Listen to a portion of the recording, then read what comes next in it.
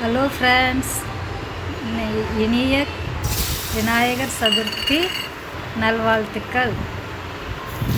விநாயகர் சதுர்த்திக்கு மோதக் பண்ண போகிறோம். அதுக்கு ஒரு பேனில் கொஞ்சமாக நெய் விட்டு தேங்காய் துருவல் போட்டு லைட்டாக வதக்கிக்கோங்க. அதுக்கப்புறமா சர்க்கரை போட்டுக்கோங்க. அப்புறமா கொஞ்சமாக ஏலக்காய் தூள் போட்டு பிரசாதம் ரெடி ஆயிடுச்சு. இப்போது அரிசி மாவு கொஞ்சமாக வறுத்து எடுத்துக்கலாம். இது கூட கொஞ்சமாக உப்பு சேர்த்து தேவையான அளவு உப்பு சேர்த்துக்கோங்க.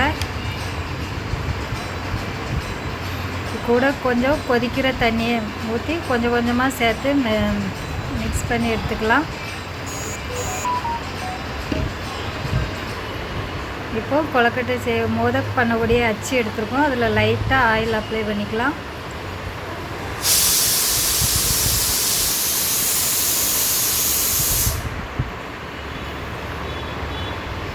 அந்த மாவை வச்சு உள்ளே நல்லா ப்ரெஸ் பண்ணி விட்டுக்கோங்க. அது உள்ளுக்குள்ளே இந்த ஸ்டஃப்பிங்கை உள்ளே வச்சுக்கலாம்.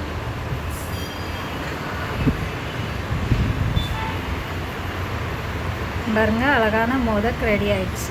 இதே மாதிரி எல்லாத்தையும் செய்து எடுத்துக்க போகிறோம். இப்போ மோதக் ரெடி ஆயிடுச்சு. ஒரு இட்லி பாத்திரத்தில் துணி வச்சு அதில் வச்சு வேக வச்சு எடுத்துக்க போகிறோம்.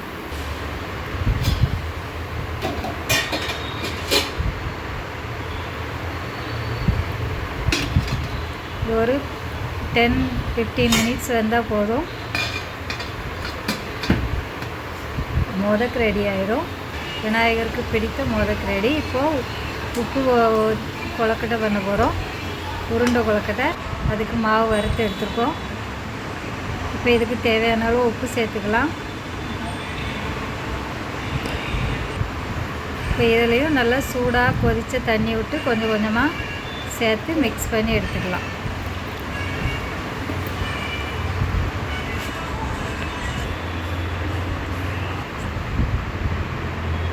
பிரசாதம்லாம் பண்ணியாச்சு. பூஜை ஆரம்பிச்சிடலாம். பாருங்க, விநாயகருக்கு என்னென்ன பிரசாதம் வச்சுருக்கோன்னு.